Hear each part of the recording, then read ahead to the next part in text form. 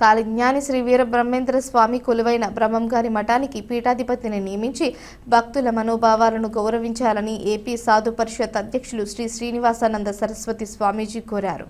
కడప నగరంలో ఏర్పాటు చేసిన విలేకరుల సమావేశంలో ఆయన మాట్లాడారు.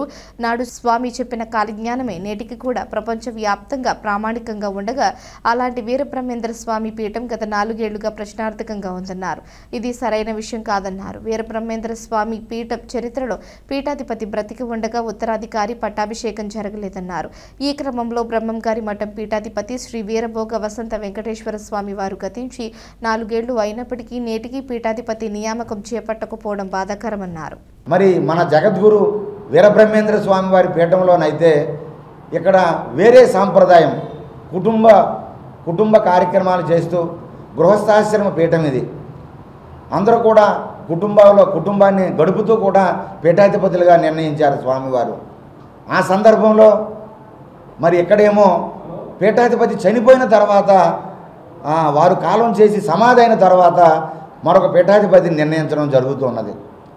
మరి ఇటువంటి సందర్భంలో మేము పీఠానికి మన జగద్గురు పీఠం మనం వీరబ్రహ్మేంద్ర స్వామి మఠానికి వెళితే అక్కడ సమాచారాన్ని మేము సేకరించిన తర్వాత మరి ఏదైతే మన వీరభోగ వసంత వెంకటేశ్వర స్వామి వారు గత పీఠాధిపతి గారు మరి పీఠాన్ని రక్షించడానికి పీఠాన్ని కాపాడడానికి ఏదైతే భారతదేశంలో పెద్ద పెద్ద పీఠాలు ఉన్నాయో శంకరాచార్య వారి పీఠాలు ఉన్నాయో అక్కడ చిన్న వయసులోనే స్వామీజీలని ఉత్తరాధికారులుగా ప్రకటించే ఎన్నో సందర్భాలు నిన్నగాక మొన్న కూడా మనం చూసాం. ఈ మధ్య అదే సాంప్రదాయాన్ని వారు కొనసాగిస్తూ వారు వీలునామా రాసి వారు చిన్నబ్బాయి అయినటువంటి మన గోవింద స్వామి వారికి కూడా తరువాత ఈ పీఠాన్ని నడిపించే అన్ని అర్హతలు ఉన్నావని ఆ విషయాన్ని మేము పరిశీలిస్తే వారు కూడా యువకులుగా ఉండి ఆయన తిరుపతి అత్యున్నతమైనటువంటి శ్రీ వెంకటేశ్వర వేద విశ్వవిద్యాలయంలో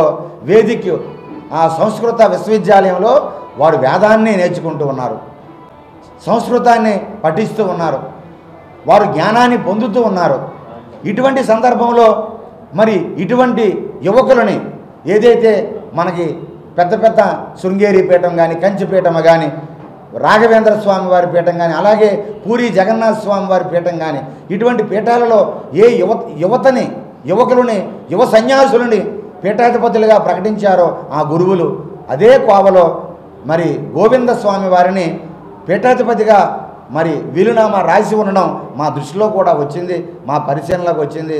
అటువంటి వారిని నియమిస్తే ఖచ్చితంగా వారు యువకులు కాబట్టి కనీసం ఒక 60 సంవత్సరాలు పీఠం తాలూకా వీరబ్రహ్మేంద్ర స్వామి మఠం తాలూకా సంస్కృతి సాంప్రదాయాలు దిశలా కూడా వారు వ్యాప్తి చేయడానికి అవకాశం ఉన్నది. అదే సమయంలో మేము వారి అన్నదమ్ముల్ని మేము తప్పు పట్టడం లేదు. ఇప్పుడు ఎవరైతే ఆ సోదరులు 4 ఉన్నారో వారు మహానుభావులే, వారు గొప్పవాళ్ళే. దయచేసి మేము కోరేది ఏమిటంటే ఒక్కసారి వారిని ధార్మిక పరిషత్తుని ప్రభుత్వాన్ని మేము కోరుతూ ఉన్నాం. ఇప్పటికే కాలయాపన జరిగి 4 సంవత్సరాలు అవుతూ ఉన్నది. ఒక పీఠాధిపతి కాలం చేస్తే తొందరగా పీఠాధిపతిని నిర్ణయించాల్సిన పరిస్థితి ఉన్నది అని చెప్పి సర్వోన్నత హైకోర్టు కూడా తీర్పు ఇచ్చినప్పటికీ కూడా గత ప్రభుత్వం మరి కాలయాపన చేసి ఫిట్ పర్సన్ అనేటటువంటి ఒక వ్యక్తిని వేసి మనం తిరుపతి ఏదైతే ఆదిరాంజీ మఠంలో పీఠాధిపతి లేనప్పుడు తాత్కాలిక పీఠాధిపతిగా మరి ఏదైతే దేవాదాయ శాఖ కానివ్వండి ధార్మిక పరిషత్తు ఫిట్ పర్సన్ బదులుగా తాత్కాలిక పీఠాధిపతిని నియమించారు. కానీ దీనికి భిన్నంగా మన బ్రహ్మేంద్ర స్వామి వారి మఠంలో ఫిట్ పర్సన్ అని చెప్పి 4 దఫాలుగా ఫిట్ పర్సన్ చేతిలో పెట్టారు. తాత్కాలిక పీఠాధిపతిని గత ప్రభుత్వం విస్మరించింది, చాలా బాధాకరం.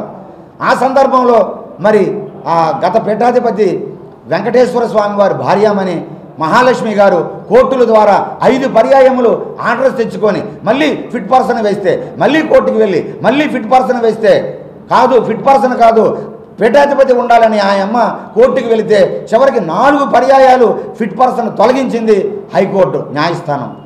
తర్వాత 5వ పర్యాయం కూడా మళ్ళీ ఇప్పుడుండేటువంటి మన కూటమి ప్రభుత్వం కూడా మరి అదే అడుగుజాడల్లో నడిచే సందర్భంలో మళ్ళీ వారు కోర్టుకు వెళ్తే మొన్న కోర్టు కూడా తీవ్రంగా పరిగణించి ఫిట్ పర్సన్ మీరు వేయడానికి మీకు ఏ హక్కులు లేవని చెప్పి ఇమీడియట్గా తాత్కాలిక పీఠాధిపతిని మీరు నియమించండి అని సర్వోన్నత న్యాయస్థానం హైకోర్టు తీర్పు ఇవ్వడం కూడా జరిగినది.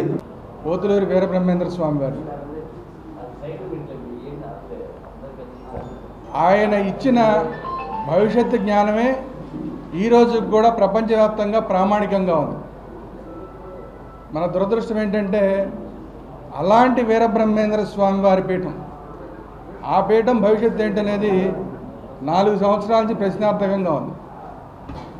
ప్రపంచ భవిష్యత్తునే చెప్పిన పీఠానికి ఆ పీఠం భవిష్యత్తు ప్రశ్నార్థకంగా ఉండడం 4 సంవత్సరాల నుంచి ఏమాత్రం ఆమోదయోగ్యం కాదు. కాబట్టి దీని మీద వెంటనే ప్రభుత్వం నిర్ణయం తీసుకోవాలి. ఫిట్ పర్సన్స్ కాకుండా శాశ్వతంగా పీఠాధిపతిని నియమించాలి. అలాగే ధార్మిక పరిషత్తు, ఈ ధార్మిక పరిషత్తు విషయానికి వచ్చేసరికి గతంలోనూ సరైన ధార్మిక పరిషత్తు లేదు. ఏదో మంత్రి గారు, దేవాదాయ శాఖ మంత్రి గారు, ఒక 3 ఆఫీసర్లు, వీళ్ళే ధార్మిక పరిషత్తుగా కొనసాగి దానివల్ల ఏం జరుగుతుందంటే వాళ్ళు కూడా ఒక ఆఫీసర్ని వేసేయడం, అక్కడ ఎవరో ఫిట్ పర్సన్ అనో ఇంకోటనో ఇంకోటి ఏదో రకంగా ఎవరో ఒకరిని తాత్కాలికంగా పెట్టేసి అది వాళ్ళకు అనుకూలంగా వ్యవహారాలన్నీ నడిచేలాగా గత 4 సంవత్సరాల నుంచి నడుస్తుంది. ఆ పీఠం అనేది హిందూ పీఠం. అది ఏ ఆఫీసర్ల కోసమో మంత్రుల కోసమో ప్రభుత్వాల కోసమో ఏర్పాటు చేసిన పీఠం కాదు. కాబట్టి అక్కడ పీఠాధిపతి ఉంటేనే హిందూ ధర్మానికి అనుకూలంగా కార్యక్రమాలు జరుగుతాయి. ఆ దేవాలయం అభివృద్ధి ఆగమ శాస్త్రం ప్రకారం జరుగుతుంది. కాబట్టి ఇవన్నీ జరగాలంటే ఖచ్చితంగా అక్కడ పీఠాధిపతిని ఇమ్మీడియట్గా నియమించడం అవసరం. కోర్టులు చెప్తున్నా కూడా ఎందుకని ఫిట్ పర్సన్స్ తోటి మీరు కాలక్షేపం చేస్తున్నారు, ఇది హిందూ సమాజానికి స్పష్టం చేయాల్సిన పరిస్థితి ఉంది ఇప్పుడు. ఎందుకని కోర్టులు చెప్తున్నా సరే మాటి మాటికి ఫిట్ పర్సన్లు వేస్తూ పీఠాధిపతుల్ని నియమించకపోవడంలో ఎవరి స్వార్థం ఉన్నది? అక్కడ ఎవరైనా ఆ పీఠాన్ని అప్రతిష్ట పాలు చేసే ప్రయత్నం చేస్తున్నారా? పీఠంలో వ్యవహారాల్ని వాళ్ళకు అనుకూలంగా మార్చుకునే ప్రయత్నాలు చేస్తున్నారా అన్న డౌట్ ఇప్పుడు హిందూ సమాజంలో ఉంది.